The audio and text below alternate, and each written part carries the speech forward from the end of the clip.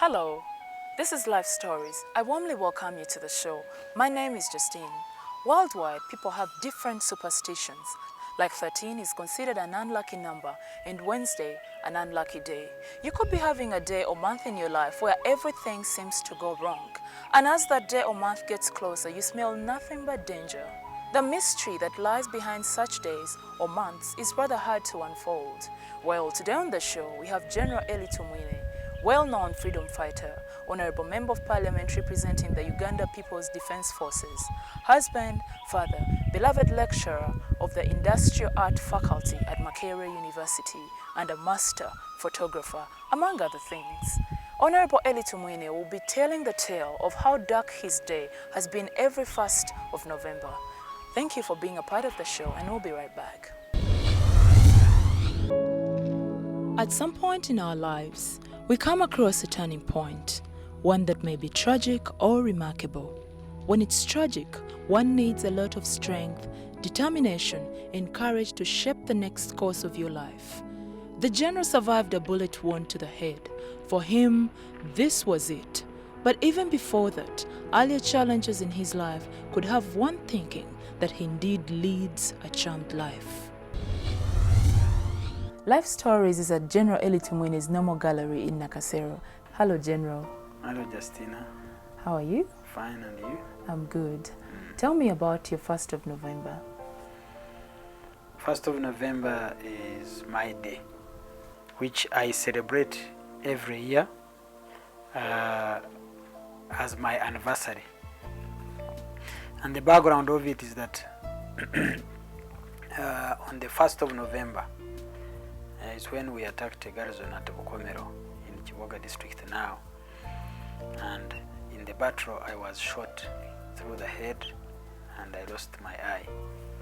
The bullet actually passed through here and entered and went out through the right eye. But I survived. And as I have told everybody that it was like I was sure I was going to live. As much as there were chances that everybody thought I was going to die. But I kept telling everybody as I was being pushed on a bicycle through the camps as we were trying to look for where to get treatment. Some would be crying, some would be thinking I was dying, but I kept telling them that I will survive.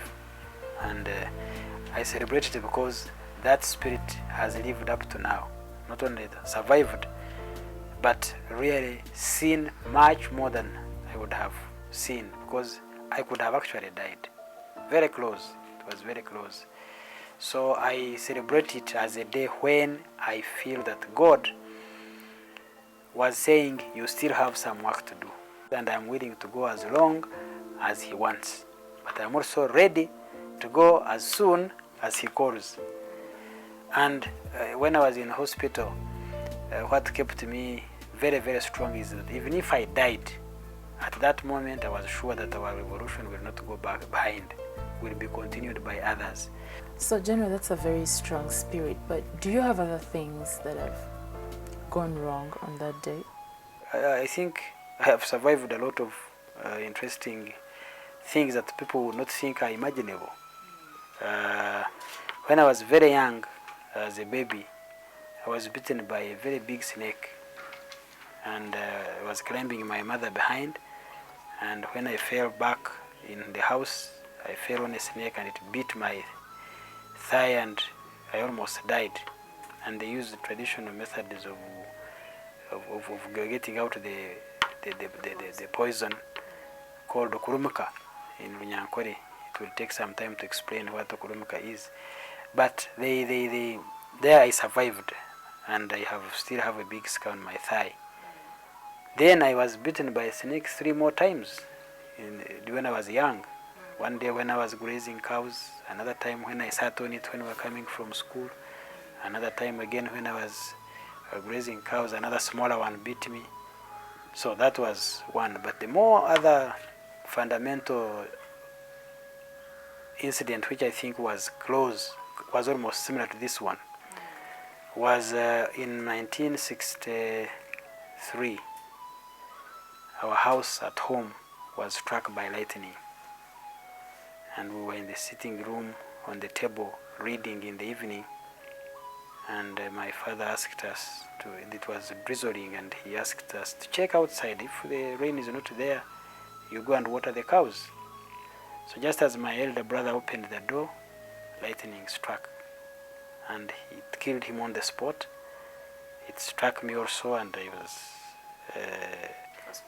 unconscious, yes.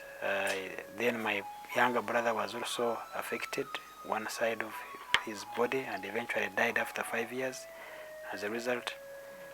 And even my father and my other brother who were in the other room also were affected. So me, I was burnt. The whole stomach was burnt. I spent a long time without drinking solid food. I was hospitalized in Mubende for some time. So that was also very close. I survived lightning, which struck our home. And then the other incidents that I survived was like recently after we had come, I was ambushed, or apart from other battles which we were involved in. But there are many instances that one can remember if we were caring actually to remember the different difficult times that God has enabled us to go through. If we keep recording them, it gives you encouragement to move on. That's how I look at it. Hurtful things around the same time. They all tend to be around towards the end of the year for my case. Around November there. 3 of the incidents are in November. Yes, so I can say around the same month. Dogged by danger all his life, the general has felt God's deliverance in special ways. Instead of looking at the future with fear and dread, the general has embraced the events in his life and turned them into an opportunity to live life to the fullest. It is a second chance for him to fill his life with purpose and achievement. So what attachment do you have to that month or one of those days that you sure of 1st November?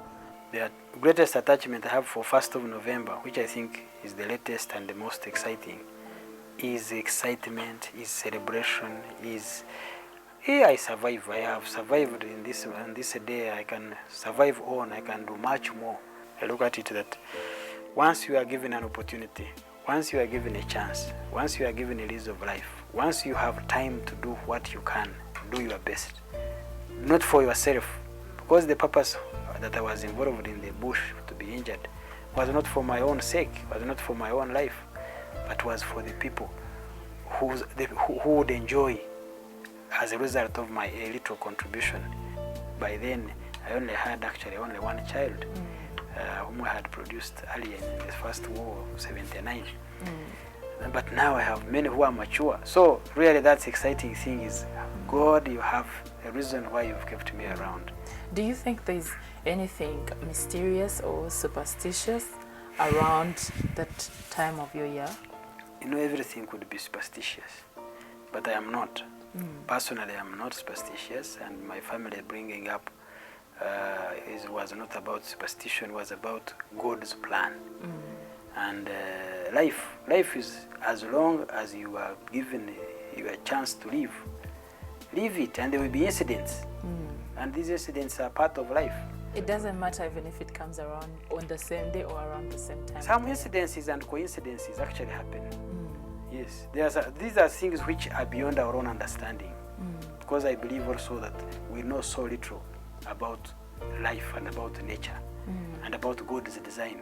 Actually, these days I'm very excited about, I'm writing something about God's design, which we take for granted or we don't sometimes analyze. There are things which happen beyond our own understanding. So you mean this time of the year, Yeah. despite the fact that you've been through so many hurtful things around the same time, it doesn't bring you fear? No. What does it bring you? No, it brings me victory. You see, the fact that even when those came and I was able to overcome and I'm still alive and still okay, shows that come what may, I will overcome. If not, I will die.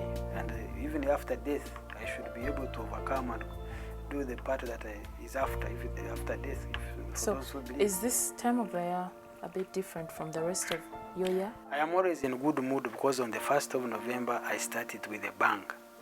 And towards that bang, that 1st of November, I am really very active and involved, preparing for the launch of something.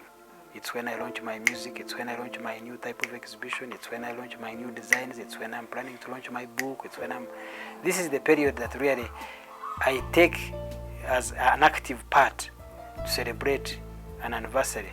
So really, I see this day as a day when it delivers me new life. All right.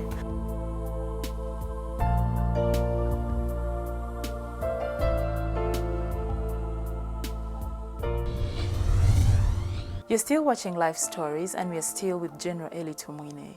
You've heard how strongly he feels about his 1st of November and the whole period towards the end of each year. You know, the ideal time to come see him because he says he's in his best mode around that time of the year.